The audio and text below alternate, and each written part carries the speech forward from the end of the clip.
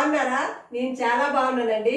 ఈరోజు మీ ముందరికి మంచి రెసిపీతో వచ్చానండి. పిల్లలకి పెద్దోళ్ళకి అందరికీ ఇష్టమైన కట్లెట్.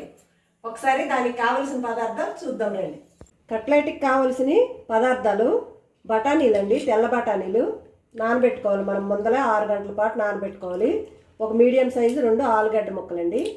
తర్వాత క్యారెట్ తురుము, ఒక మీడియం సైజు 2 టమాటాలు, మీడియం సైజు 2 ఉల్లిపాయలు, ఒక 5 వెల్లుల్లి రెమ్మలు తరుగు, ఒక 4 పచ్చిమిరపకాయ తరుగు, ఒక నిమ్మకాయ. తర్వాత సాల్ట్ మసాలా. ఇప్పుడు మనం ఒక కుక్కర్ తీసుకోవాలండి. కుక్కర్ తీసుకొని కుక్కర్లోకి వేసుకోవాలి.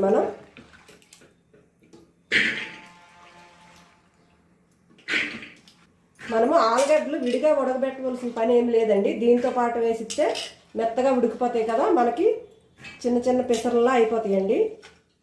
మనము తగినన్ని వాటర్ వేసుకోవాలండి. వాటర్ కాస్త ఎక్కువే వేసుకోవాలి, ఎందుకంటే బాగా ఉడకాలి కదా. సరిపోతాయండి. ఈ వాటర్ వేసుకున్న తర్వాత ఈ పచ్చిమిరపకాయల తరుగు కూడా ఇందులో వేసేవాళ్ళండి. ఇప్పుడు మనం పచ్చిమిరపకాయల తరుగు వేసుకున్నాం కదండి. ఇప్పుడు 1 స్పూన్ పసుపు వేసుకుందాం. కొంచెం ఆయిల్ కూడా వేసుకుందాం. కుక్కర్ బిగించేసి స్టవ్ మీద పెట్టేద్దాం. స్టవ్ మీద పెట్టేసి 6-7 విజిల్ రావాలండి. 6-7 విజిల్లు వస్తే మెత్తగా ఉడికిపోతాయి.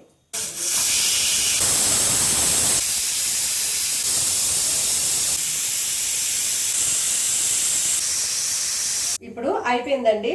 మనం ఇప్పుడు స్టవ్ బంద్ చేసిద్దాం. 6-7 విజిల్లు వచ్చింది. ఇప్పుడు మనం స్టవ్ కట్టిద్దాం. ఈ స్టవ్ కట్టేసాం కదండి.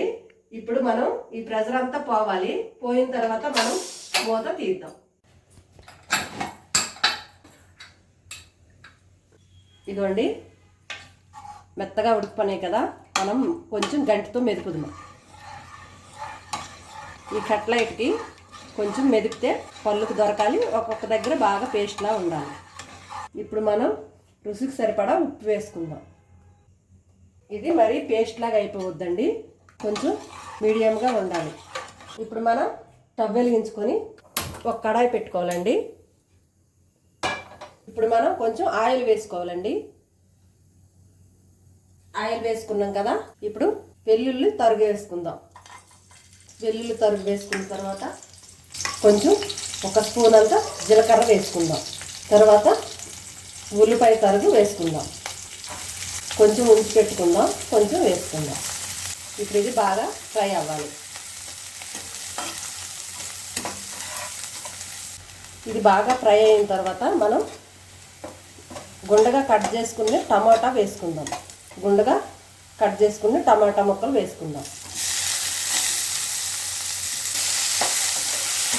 ఆయిల్ పైకి తేలేదాకా ఫ్రై అవ్వాలి చక్కగా. ముందుగా ఉడకబెట్టుకుని కట్లెట్ మిశ్రమం వేసుకుందాం.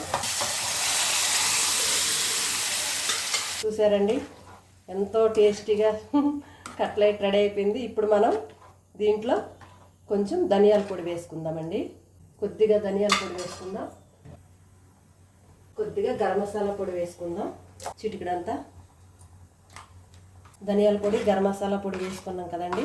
ఇప్పుడు మనం 1/2 స్పూను చాట్ మసాలా వేసుకుందామండి. చాట్ మసాలా చూడండి, 1/2 స్పూన్ వేసుకుంటే సరిపోద్దండి. ఇప్పుడు మనం చక్కగా కలుపుకుందాం. ఎమ్మి టేస్టీగా కట్లెట్ రెడీ అయిపోయింది. ఇప్పుడు మనం కట్లెట్ రెడీ అయిపోయింది కదండి. ఇప్పుడు మనం స్టవ్ బంద్ చేసేసుకుందాం. చూడండి ఎంత చక్కగా రెడీ అయిపోయిందో. చూడండి, కట్లెట్ రెడీ అయిపోయింది.